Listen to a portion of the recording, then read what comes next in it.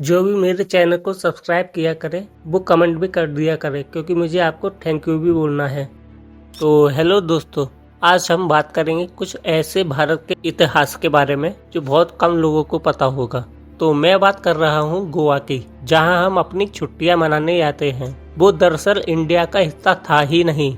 अब कुछ लोग गुस्सा होंगे और कहेंगे कि गोवा तो भारत का ही हिस्सा है। तो मैं बता दूं कि गोवा हमेशा से भारत का हिस्सा ही रहा है, लेकिन पोर्तुगीज की नज़र गोवा पर पड़ी। फिर 1510 में एक पोर्चुगल मिलिट्री कमांडर अफोंसो दे अल्बुकर्क ने गोवा पर कब्जा जमा लिया। उन्होंने ये इसीलिए किया क्योंकि वो शिप के जरिए मसाले, कॉटन और बहुत सी चीजों की ट्रेडिंग करते थे। वो धीरे धीरे गोवा के लोगों को जबरदस्ती क्रिश्चियनिटी में कन्वर्ट करा रहे थे। गोवा के लोगों के कल्चर, लैंग्वेज और ट्रेडिशन पर भी रोक लगा दी। इंडिया 15 अगस्त 2047 में आज़ाद हुआ था, लेकिन अभी भी गोवा आज़ाद नहीं था। जवाहरलाल नेहरू का रोल। जवाहरलाल नेहरू और उनकी कांग्रेस सरकार का गोवा को आज़ादी देने का डिप्लोमेटिक एफर्ट्स और एनालिसिस। नेहरू ने शुरुआत में गोवा को पीसफुली इंटीग्रेट करने की कोशिश की थी, पर पोर्तुगीज गवर्नमेंट ने इससे इनकार कर दिया। पोर्तुगीज के ऑपोजिशन। पोर्तुगल ने अपनी कॉलोनी के रूप में गोवा को छोड़ा नहीं था। उन्होंने 1915 के दौरान गोवा की इंडिपेंडेंस को डिनाई कर दिया था और वहाँ के लोगों की फ्रीडम को सप्रेस करने का काम जारी रखा था। International diplomacy. नेहरू ने पोर्चुगल के अगेंस्ट इंटरनेशनल फॉर्म्स जैसे यूनाइटेड नेशन में गोवा की आज़ादी की मांग उठाई थी, लेकिन पोर्चुगल ने हर डिप्लोमेटिक सॉल्यूशन को रिजेक्ट कर दिया। पोर्चुगल का स्टैंड। 1950 और 1960 के दौरान पोर्चुगल ने गोवा को अपनी टेरिटरी माना और इंडिया को इस पर कब्जा करने की कोई इजाजत नहीं दी। नेहरू की डिप्लोमेसी। नेहरू ने मल्टीपल टाइम्स पोर्टुगल से बात करने की कोशिश की थी, लेकिन पोर्तुगीज गवर्नमेंट का रिस्पांस हमेशा से नेगेटिव रहा था। नेहरू की फॉरेन पॉलिसी का गोल था कि गोवा को पीसफुली इंडिया में शामिल किया जाए। गोवा के अंदर लोगों का रिवॉल्ट। गोवा में इंडिजिनस प्रोटेस्ट और रिवॉल्ट भी शुरू हो गए थे, जिसमें लोकल पीपल ने पोर्तुगीज के खिलाफ आवाज उठाई थी, पर पोर्तुगीज ने इस प्रकार के प्रोटेस्ट को ब्रूटल फोर्स से दबाया था। इंटरनेशनल प्रेशर और सपोर्ट। पोर्चुगल पर इंटरनेशनल प्रेशर था, लेकिन वो अपनी कॉलोनियल एम्पायर को मेंटेन करने के लिए जिद्दी थे। नेहरू के डिप्लोमेटिक एफर्ट्स जैसे यूनाइटेड नेशन में प्रोटेस्ट का इम्पैक्ट काफी लिमिटेड रहा। जवाहरलाल नेहरू का फाइनल डिसीजन। जब डिप्लोमेटिक एफर्ट्स फेल हो गए तो नेहरू ने डिसीजन लिया कि गोवा को मिलिट्री एक्शन के द्वारा आजाद किया जाएगा और उन्होंने ऑपरेशन विजय को प्लानिंग स्टेज में ले आने का फैसला किया। इंडियन मिलिट्री फोर्स की तैयारी। ऑपरेशन विजय को इम्प्लीमेंट करने के लिए इंडियन आर्मी, नेवी और एयर फोर्स को प्रिपेयर किया गया। उन्होंने सीक्रेट मिशन और ऑपरेशन का प्लान बनाया था।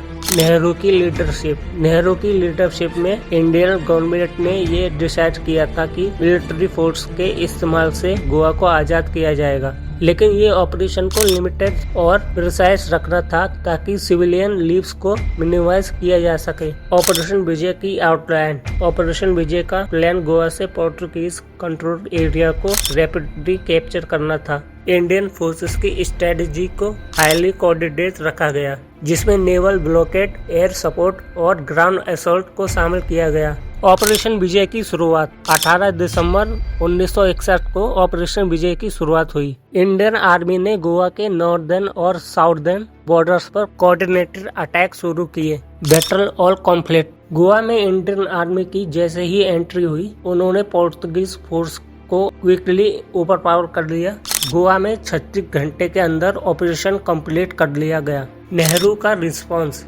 नेहरू की सरकार ने गोवा के आजादी के बाद उनका इमीडिएट पॉलिटिकल इंटीग्रेशन इंडिया में कर दिया। इसके बाद गोवा को फुल फ्लैश इंडियन स्टेट बनाया गया।